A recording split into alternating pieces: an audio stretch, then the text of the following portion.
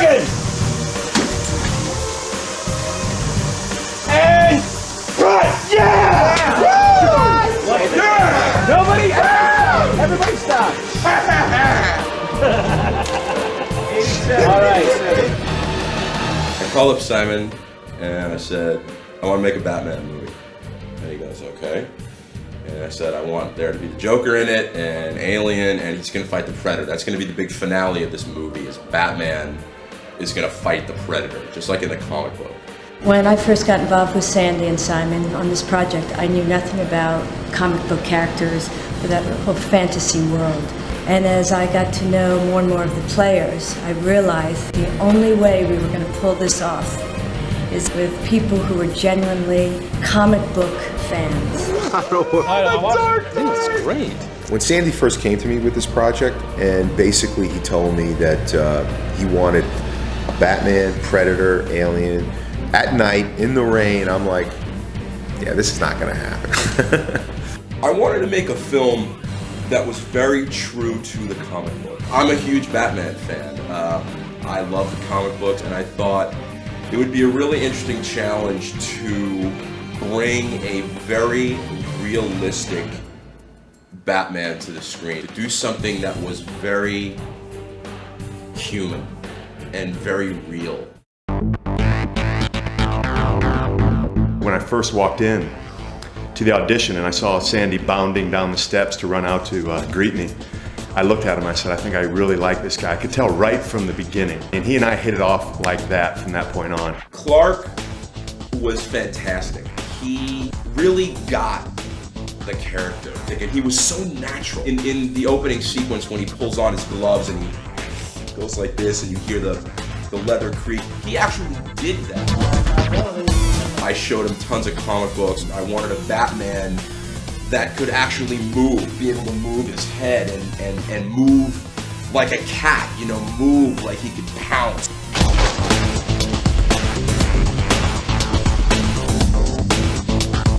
When I saw the ad for the audition, it said casting hero and villain, and the villain was like insane villain character. I could do that. And then I got the script emailed to me, and I was like, Batman, Joker, Alien, Predator, what the hell is this? I thought they sent me the wrong script. Sandy called me up and asked me to come over to the shop, and I put on the suit before it was painted and finished. He kind of gave me two different kinds of direction. He would verbally tell me what he wanted. He would also reinforce that by physically showing me. He would get up and say, Kurt, this is what I want. The Predator does this. Again, just as you're standing up, spread them. There you go. When we rehearsed, Sandy was very specific about what he wanted from the alien. Action! It was actually very helpful to have a director who knew exactly what he wanted. Sandy had a very specific idea in mind for what he wanted from the Joker. I really understood what he was going for of this whole Joker blames Batman, which I thought was a really cool thing. I wanted the Joker to play more evil and twisted than funny. When a villain is too over the top and too funny, he becomes less threatening. And I wanted Andrew to be very threatening. I wanted to do something that was a lot more streamlined, a lot thinner, and a lot tighter to his face, so he could get more expression through the cowl. I wanted the cowl to almost become part of him. The look with the white contact lenses for protection and so forth, I thought it would incorporate as one whole piece of the cowl. I called up Henry Alvarez and I said, I'm gonna make this Batman movie. And he said that he wanted to sculpt the cowl, and I was just so stoked. This is my mentor. This is the guy that I've looked up to my whole career. Well, he called me up and he says, look, I got another project I want to do, and I want to come talk to you about it. He started telling me about this concept of Batman and the Predators and the aliens and the Jokers. And I'm looking at him and, is this really possible? I said, man, what about the suits and all these other characters? There's a lot of special effects going to be involved in it. He was very assured that he could pull it off. Sandy was very animated about how he wanted things done, and he was always jumping around, But he knew what he wanted, and that was one of the things I liked. We ended up with 2 capes that we shot with. We had a long cape for when he's up on the top of the buildings with the gargoyle and blowing in the wind and that kind of stuff. And then we had a shorter fighting cape that wasn't quite as long and cumbersome. When I life casted Clark and brought Henry the life cast, when he first roughed it out and laid it up, there were some very interesting things going on there. I remember I wanted the ears to kind of curve in a little bit to make him look a little bit more menacing, the brows to be, you know, down a little more to give him that real, like, angry look. I think he pretty much has a firm grasp on what Batman should be. My approach to the whole costume was very utilitarian. And when Sandy first started talking about this, just putting a guy in a spandex suit, basically, I was like, well, I don't really know if that's going to work. It progresses. He shows us the Batman suit, the cowl and everything on the actor. He's working with the actor. I'm floored, right? I'm saying, yeah, this works. It worked out really well. I was really impressed with Clark and how he looked in the suit. It was like Batman coming to life and was human. Seeing him on camera, the expression that he applied to Batman, his body, the way he moved, it was like he totally became Batman.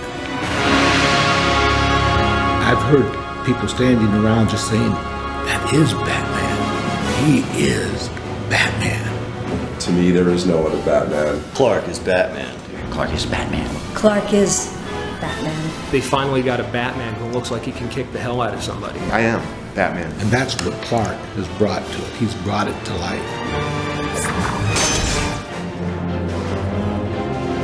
I wanted the look of the film to have almost like a black and white movie quality to it. So the palette for the film was very minimal. I had several discussions with Vince about how film noir-ish I wanted it to look. Originally, on the first meetings we met, he had these great storyboards. When I saw the storyboards, I was like, okay, this guy knows what he wants. Before we even started shooting frame 1, we had gone through location. We worked out what camera angles we wanted to use, what lenses we wanted to use, how each shot was going to look. I wanted it to be very dark and brooding and rainy. Sandy told me, it will be cold, it will be dark, it will be nasty. Will you be ready? It was so cold and dark and wet. It was dark and cold and wet. It was dark.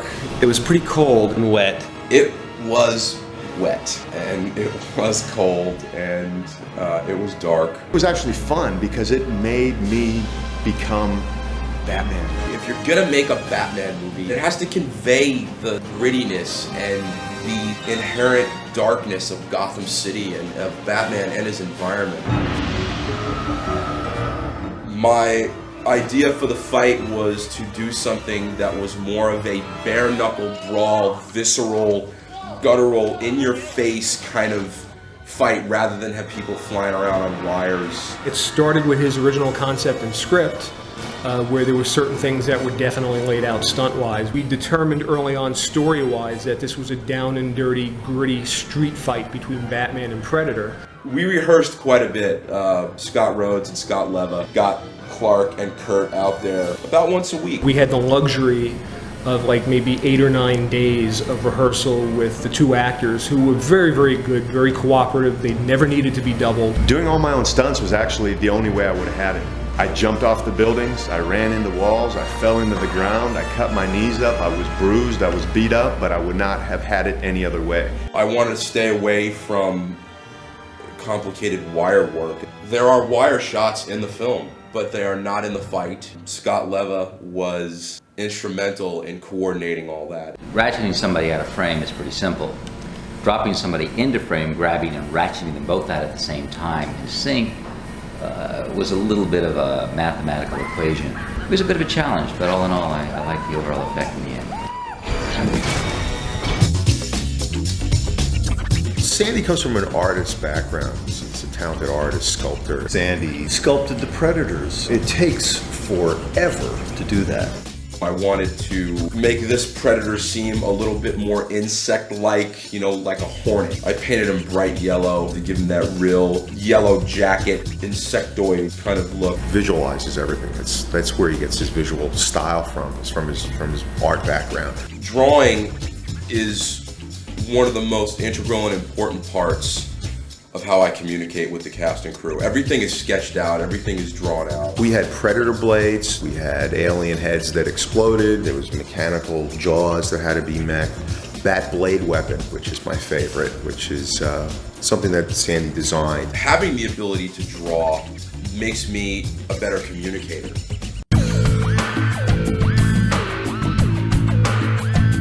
I'm a big fan of the animated series, and people always say, yeah, that's great, but you can't bring that type of comic book art, that Alex Ross look, into reality, and we did it. I think it's the best Batman look yet. Sandy nailed it in terms of concept, because whenever you bring a book or a comic book to screen, there are certain conceptions that go along with it. It's a comic book come to life for the first time. You actually get a good sense it is Batman. Sandy has so much passion for what he did. It was just incredible to see, and that passion went out to everybody on the set. I think directing is a privilege, and I don't take that for granted. When you're on the set and you're shooting and the actors are there, you're seeing it in the monitor right before your eyes, and it's exactly how you envisioned it. Months and months of preparation, you're there and they're doing it. That is a very special moment to me. And cut. You! David, take the reins. Get him warm. I want to block this quickly. Let's get his shoes and his stuff on him. His enthusiasm just like really was something you could cling onto and grab onto and just ride along with him. And you had Simon, who was kind of the steady, even guy throughout the whole thing. And actually, to see Simon on the set, you almost thought he was a PA because he was doing absolutely everything. You wouldn't think he was an executive producer. There was so little crew. I did wind up building the rain towers and a lot of the creature stuff. Simon is actually the guy that's nuts, not me.